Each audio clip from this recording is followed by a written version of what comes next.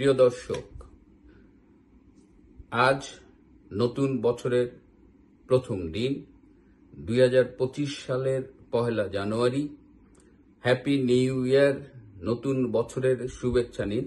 2024 সাল আমি বলি একটি কালো বর্ষ, সেটি পেরিয়ে নতুন আশায় নতুন স্বপ্ন নিয়ে আমরা 2025 সালে পা রাখলাম এবং আজকে এই নতুন বছরের প্রথম দিনে আমি আপনাদের একটা সুখবর দিতে চাই। আপনারা জানেন যে গত বছরের 24শে ডিসেম্বর থেকে 29শে ডিসেম্বর পর্যন্ত ভারতের পররাষ্ট্রমন্ত্রী এস জয়শঙ্কর আমেরিকা সফরে গিয়েছিলেন এবং সেখানে তখন আগে থেকেই অবস্থান করছিলেন ভারতের পররাষ্ট্র সচিব বিক্রম মিস্ত্রি। তাদের এই সফরের 3টা ইস্যু ছিল।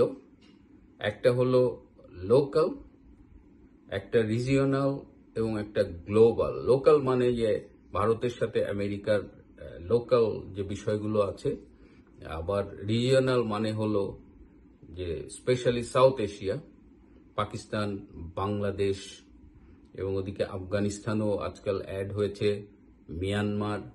আর গ্লোবাল তো গ্লোবাল বিষয়, ইউক্রেন অ্যাড হচ্ছে, আপনার ফিলিস্তিন, সিরিয়া, অনেক বিষয় আছে। এই সব বিষয় নিয়েই আমেরিকান প্রশাসনের সাথে আলোচনা করতেই মূলত গিয়েছিলেন। আরেকটা উদ্দেশ্য ছিল যে ভারতের সব স্টেটে যেসব কনসুলেট আছে সেসব কনসুলেটের কনসাল জেনারেলদের সাথে একটা সম্মেলন করা, আর কি মিটিং করা, যেখানে এই ভারতের পক্ষ থেকে তাদের কূটনীতিকদের বলা হবে যে how to interact with the incoming Trump administration. ভারতে আপনারা জানেন, আমেরিকা আপনারা জানেন যে 20শে জানুয়ারি ট্রাম্প শপথ নেবেন। তো নতুন প্রশাসনের সাথে ভারতের কূটনীতিকরা কিভাবে ইন্টারেক্ট করবেন সেটা নিয়ে একটা বিশাল আলোচনা হয়েছে। এছাড়াও এই বাইডেন প্রশাসনের গুরুত্বপূর্ণ ব্যক্তিদের সাথে কিন্তু জয়শঙ্কর এবং বিক্রম মিস্ত্রির মিটিং হয়েছে এবং তারা বাইডেনের যে জাতীয় নিরাপত্তা উপদেষ্টা জ্যাক সুলিভান, তার সাথে মিটিং করেছে, তার সাথে এই দক্ষিণ এশিয়ার সিকিউরিটির বিষয়গুলো নিয়ে আলোচনা করেছে এবং তারা জ্যাক সুলিভানকে ইন্ডিয়া সফরে আমন্ত্রণ জানিয়েছে যে নতুন ট্রাম্প প্রশাসন আসার আগে এই যে 3 সপ্তাহ সময় আছে, এর মধ্যে যেন জ্যাক সুলিভান পারলে একবার ভারত সফরে যান।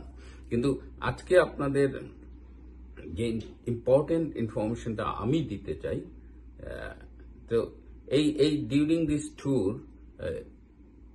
ট্রাম্পের যে নতুন অ্যাডমিনিস্ট্রেশন আসতেছে সেখানে যারা গুরুত্বপূর্ণ পোস্ট হোল্ড করবে তাদের অনেকের সাথেই কিন্তু এই ভারতীয় পররাষ্ট্রমন্ত্রী এবং পররাষ্ট্র সচিবের মিটিং হয়েছে। তার অনেকগুলো আমরা মিডিয়ায় দেখেছি, কিন্তু সবগুলো মিডিয়ায় আমরা পাইনি।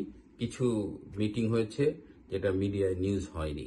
আমি যে কথাটা বলতে চাচ্ছিলাম যে আমেরিকার deputy secretary of state Richard Verma, অর্থাৎ আমেরিকার বাইডেন প্রশাসনের পররাষ্ট্র প্রতিমন্ত্রী, তার সাথে জয়শঙ্কর এবং বিক্রম মিস্ত্রির একটা খুব কনফিডেন্সিয়াল মিটিং হয়েছে এবং সেখানে বাংলাদেশ ইস্যুটাও উঠে এসেছিল এবং এক পর্যায়ে রিচার্ড ভার্মা, আমেরিকান পররাষ্ট্র প্রতিমন্ত্রী, বলেছেন coat unquote, A blunder has been done, A serious blunder.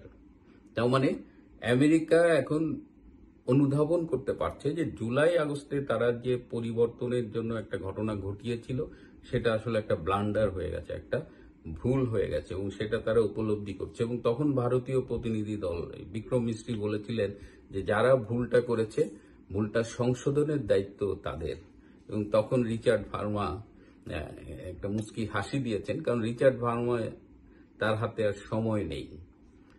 20শে জানুয়ারি নতুন প্রেসিডেন্ট আসছে, নতুন অ্যাডমিনিস্ট্রেশন আসছে, রিচার্ড ভার্মা এক্স হয়ে যাবেন।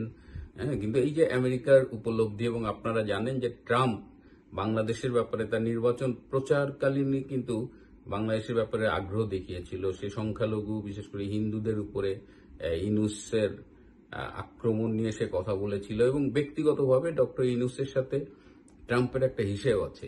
সে কিন্তু ওকে বলে মাইক্রো ক্রেডিট গাই, কারণ 2016 সালে যখন ট্রাম্প জিতেছিল হিলারি ক্লিন্টনের এগেইনস্টে, তখন কিন্তু খুব আপত্তিকর একটা মন্তব্য করেছিল ডক্টর ইউনূস, এবং এটাকে একটা কলঙ্কজনক অধ্যায়ের সাথে তুলনা করেছিল ট্রাম্পের ভিক্টরিটাকে। সো ট্রাম্প শিবির এবং ট্রাম্প ব্যক্তিগতভাবে এই বিষয়টা ভোলেনি। সো তাদের একটা হিসেব ইউনূসের সাথে কিন্তু বাকি আছে। তো সব মিলিয়ে আমেরিকার অবস্থান বাংলাদেশের প্রতি পরিবর্তিত হয়েছে। সুতরাং আমরা আশা করছি যে নতুন ট্রাম্প অ্যাডমিনিস্ট্রেশনের আন্ডারে এবং ট্রাম্প ভারতের সাথে মিলেই আসলে এই সাউথ এশিয়ান রিজিয়নে কাজ করতে চায়। এটা ট্রাম্প তার নির্বাচনকালীন যে ম্যানিফেস্টো সেখানে কিন্তু তিনি এটি বলেছেন, এটা ইটস নাথিং নিউ।